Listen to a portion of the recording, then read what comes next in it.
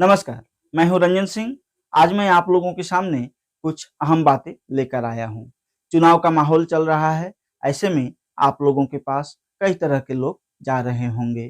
कई लोग जात-पात को लेकर, तो वहीं कई लोग धर्म को लेकर। कई लोग बांग्ला भाषी, हिंदी भाषी, मणिपुरी, माद्राजी, नेपाली और जितने भी जात संप्रदाय हैं, इन सभी के हवाला देकर आपको कुछ ना कुछ पट्टी पढ़ा रहे होंगे। तो ही कई लोग मंदिर, मस्जिद, चर्च इन सभी चीजों को लेकर आप लोगों को गुमराह करने की कोशिश कर रहे होंगे। ये जो लोग हैं जो आपके पास जात के नाम लेकर, धर्म के नाम लेकर जा रहे हैं, वो लोग सिर्फ अपना रोटी सेकने में लगे हुए हैं। आप लोग कृपया इन लोगों के चक्कर में ना पड़ें और खुद विचार करें। आज मैं आप लोगों के सामने कुछ ऐसे तथ्य लेकर आया हूं जिसे सुनकर, समझकर आप लोगों को अपना बहुमूल्य वोट देना चाहिए। तो आप अपना बहुमूल्य वोट किसे देंगे, उसके लिए मैं कुछ उदाहरण आपके सामने पहले रख रहा हूँ। आप मेरे पीछे जो तस्वीर देख रहे हैं, ये तो आपको याद ही होगा। आज से ज़्यादा नहीं, सिर्फ 10 साल पहले का ही ये तस्वीर है। अगर हम लोग कहीं भी जाते थे, मान लीजिए कि हम लोग 100 जगह पे जाते थे, तो कम से कम 90 जगह में ऐसे ही दृश्य हमको दिखाई पड़ता था। लेकिन पिछले 1-2 साल से जो दृश्य है, वो दृश्य बदल कर अभी क्या हुआ है, वो आप मेरे पीछे अभी देख सकते हैं। इसे बदलाव कहते हैं। अगर किसी समाज का या किसी जगह का डेवलपमेंट चाहिए, विकास चाहिए, तो सबसे पहले कम्युनिकेशन के लिए रास्ता घाट जो है, वो सही होना चाहिए। अगर आपको कहीं जाने में 1 घंटा लग रहा हो और रास्ते के कारण अगर वहाँ 5 घंटा लग जाए, तो फिर आपका विकास ऐसे ही रुक जाएगा। आप जो मेरे पीछे अभी देख रहे हैं, आपको याद होगा कि आज से 10 साल पहले कोई भी सरकारी अस्पताल में हम लोग जाते थे मरीज लेकर, तो कुछ इसी तरह हमें वहाँ अपने मरीज को रखने के लिए जगह मिलता था। सरकारी अस्पतालों में मानिए लोगों का दम घुट रहा था, लेकिन पिछले 1-2 साल या 5 साल के अंदर जो परिवर्तन हुआ है, वो आप मेरे पीछे अभी देख सकते हैं। अभी कई ऐसे सरकारी अस्पताल हैं, जिनमें जाने के बाद आपको लगेगा ही नहीं कि मैं सरकारी अस्पताल में आया हूँ। आपको लगेगा मैं किसी बेसरकारी यानी निजी प्राइवेट नर्सिंग होम में आया हूँ। साथ ही आज से 10 साल पहले लोग पैसों के कारण से कई तरह के बीमारियों से जूझ नहीं पा रहे थे, लोग दम तोड़ रहे थे। वहीं आज आयुष्मान कार्ड के तहत हर परिवार के हर लोगों को 5 लाख रुपए तक की आर्थिक सहायता मिल रही है, जो आप अपने स्वास्थ्य के लिए खर्च कर सकते हैं। आप किसी भी सरकारी अस्पताल, यहाँ तक कि जो निजी अस्पताल है यानी प्राइवेट नर्सिंग होम, उसमें भी कई नर्सिंग होमों में अब आयुष्मान कार्ड लेकर आप निःशुल्क अपना इलाज करवा सकते हैं। सिर्फ 5,000 रुपए के लिए भी जो लोग अपना दम तोड़ देता था, आज उसे अपना जीवन को बचाने के लिए, खुद को स्वस्थ रखने के लिए 5 लाख रुपए मिल रहा है। सिर्फ यही नहीं, अटल अमृत कार्ड जो है, उसके माध्यम से भी कई लोग 2 लाख रुपए तक की इलाज करवा सकते हैं। आप मेरे पीछे जो सीन देख रहे हैं, ये तो आप भूले नहीं होंगे। आज से 10-15 साल पहले का ये शिक्षा व्यवस्था था, जहाँ पे बच्चों को बैठकर पढ़ने का जगह नहीं था। जो स्कूल घर था, उस घर का हालत आप देखे ही होंगे। लेकिन पिछले 5-10 सालों में जो शिक्षा व्यवस्था में सुधार लाया गया है, विकास हुआ है, वो आप मेरे पीछे देख सकते हैं।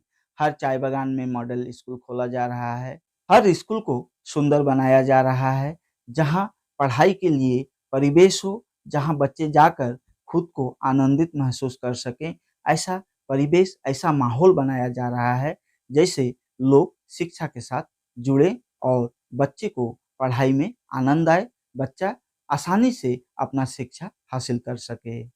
वहीं मौजूदा सरकार विद्यार्थियों के लिए कई ऐसे योजना लेकर आई है, जिससे विद्यार्थियों को उच्च शिक्षा ग्रहण करने में कोई असुविधा नहीं हो रहा है। पहले तो हाई स्कूल पास करने के बाद यानी हायर सेकेंडरी स्कूल पास करने के बाद ही पैसों के कारण लोग पढ़ाई छोड़ देते थे। विशेषकर गाँव में चाय श्रमिकों के बच्चे पढ़ाई छोड़ देते थे। लेकिन आज माहौल कुछ और है। आज सरकार घर-घर तक पैसा पहुँचा रही है, हर विद्यार्थियों को पैसा दे रही है। निःशुल्क पढ़ाई का व्यवस्था किया है। जहाँ कॉलेज नहीं है वहाँ कॉलेज बनवा रही है। आज से 10 साल पहले लोग पानी के लिए दर-बदर भटक रहे थे, लेकिन आज पीएचई के माध्यम से सरकार हर घर में पानी पहुँचा रही है। आप मेरे पीछे देख रहे हैं, साथ ही आप अपने घर में भी देख पाएँगे कि हर घर में पानी का व्यवस्था किया जा रहा है। आज से 10 साल पहले लोग बिजली की कनेक्शन के लिए लोगों के पास पैसा नहीं था, लेकिन पिछले 10 सालों में हर घर बिजली का कनेक्शन पहुँचा है। जहाँ बिजली का कोई सुविधा नहीं था, वहाँ पे बिजली का सुविधा ले जाया गया है। अब गरीब से गरीब घरों में भी निःशुल्क बिजली पहुँच चुका है। पहले हमारे गाँव दराज के जो महिलाएं थी, वह बैंक क्या है उन्हें पता ही नहीं था। आप लोग देख रहे होंगे कि मौजूदा सरकार जीरो बैलेंस से ही हर घर में हर लोगों को एक अकाउंट खोलने का मौका दिया है। आज महिलाएं बैंक में जा रही हैं। सरकार जो भी सुविधा दे रही है वह डायरेक्ट आपके बैंक अकाउंट तक पहुंच रहा है। लेकिन आज से 10 साल पहले क्या माहौल था? आज से 10 साल पहले सरकारें जो सुविधा दे रही थी, सरकार सुविधा नहीं दे रही थी ऐसा नहीं है। आज से 10 साल पहले भी सरकार सुविधा दे रही थी, लेकिन तब क्या होता था, आपको वो सुविधा पाने के लिए न जाने कितने लोगों को पकड़ना पड़ता था, न जाने कितने लोगों को पैसा खिलाना पड़ता था। फिर सुविधा आपके नाम से आने के बाद भी आपको अपने घर तक उस सुविधा को लाने के लिए न जाने कितने रकम खर्च करने पड़ते थे। लेकिन आज का माहौल बदल चुका है। आज सरकार दिल्ली से जो भेज रही है, गुवाहाटी से जो भेज रही है, वो डायरेक्ट आपके बैंक अकाउंट में आ रहा है। पिछले कुछ सालों से असम सरकार अरुणोदय स्कीम के तहत महिलाओं को कुछ आर्थिक सहायता प्रदान कर रही है। अभी भी सरकार हर महिला को अरुणोदय स्कीम में जोड़ने के लिए कार्य कर रही है। सिर्फ यही नहीं, हर लोगों को जीवन बीमा भी सरकार दे रही है। वहीं अगर हम बात करें राशन कार्ड की, तो सरकार फिलहाल हर घर में जितने लोग हैं, एक व्यक्ति के पीछे 5 किलो अनाज फ्री में दे रही है। सिर्फ यही नहीं, मौजूदा सरकार मंदिर, मस्जिद, चर्च जैसे धार्मिक स्थलों की उन्नति के लिए, विकास के लिए भी आर्थिक सहायता प्रदान कर रही है। स्टार्टअप और मेकिंग इंडिया के तहत सरकार ऐसी कई योजना लेकर आ रही है, जिससे काफी लोगों को पीएमईजीपी के माध्यम से 20 लाख, 25 लाख, 50 लाख तक की ऋण मिल रहा है, जिसमें 30% से 40% तक की सब्सिडी भी है। काफी लोग इसका फायदा उठा रहे हैं और वहीं मेकिंग इंडिया के तहत सरकार ऐसी कुछ योजना लेकर आ रही है, जो आगे चलकर ये निश्चित है कि आपका बच्चा अगर सरकारी नौकरी नहीं भी पाता है, तो वो बेरोजगार नहीं रहेगा। वह मेकिंग इंडिया के तहत ऐसे योजनाओं में कार्य करेगा, जो सरकारी नौकरी जैसा ही उसे भी सभी सुविधाएं मिलेगा। किसानों के लिए भी मौजूदा सरकार काफी स्कीम लेकर आई है। किसान सम्मान के लिए भी सरकार कार्य कर रही है। सरकार के कार्यों में कुछ लोग हैं, कुछ दल हैं जो बाधा दे रहे हैं। सरकार किसानों को उनका जो फायदा है उन तक डायरेक्ट पहुंचाना चाहती है, लेकिन इसमें बाधा देने के लिए भी कुछ दल, कुछ लोग तत्पर हैं, जिसके कारण कहीं ना कहीं बाधा सृष्टि हो रही है। लेकिन फिलहाल पिछले कुछ सालों से सरकार आपका फसल उचित दाम देकर आपसे खरीद रही है। वहीं अगर सैनिक की हम बात करें, तो मौजूदा सरकार सैनिक के मान सम्मान और सैनिक के हित के लिए भी कार्यरत है। सिर्फ यही नहीं, भारत का जो झंडा है, वो झंडा विदेश में भी आज लहरा रहा है। भारत के लोग जो विदेश में रह रहे हैं, उनका भी आज सीना चौड़ा है, क्योंकि विदेश में भी भारत का मान सम्मान बढ़ा है, भारत का गौरव बढ़ा है। ये हम भारतीयों के लिए गौरव का विषय है। हमारा विकास जितना जरूरी है, उतना हमारा देश का भी विकास जरूरी है।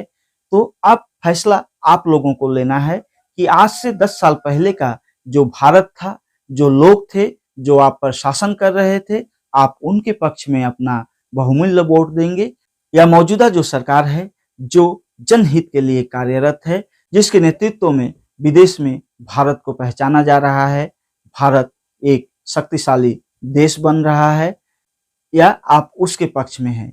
अब फैसला आपके हाथों में है। जो लोग भाजपा को समझ चुके हैं, भाजपा के विकास के कार्य को देख चुके हैं, पहचान चुके हैं, वो तो भाजपा को अपना वोट देंगे ही। वहीं कुछ लोग अभी तक सिद्धांत नहीं कर पा रहे हैं कि वो अपना वोट किसे देंगे। मेरा उनसे गुजारिश है, आप मेरे वीडियो को ध्यान से देखिए, एक बार की जगह 2 बार 3 बार देखिए और आप अपने आसपास के जो बदलाव है उस बदलाव को देखिए, फिर अपना निर्णय लीजिए आप किसे वोट करेंगे। भारत माता की जय।